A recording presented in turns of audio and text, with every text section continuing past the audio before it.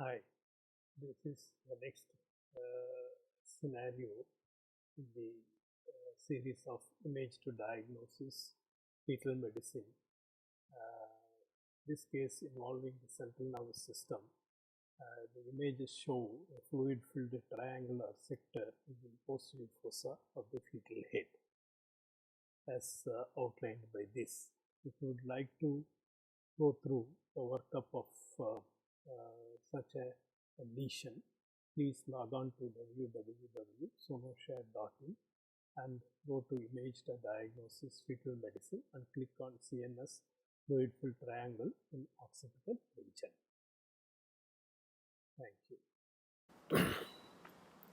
If you wish to go through the workup of this case scenario of fetal medicine, please log into www.sonoshare.in. Go to click on the categories to go to the section on image to diagnosis fetal medicine.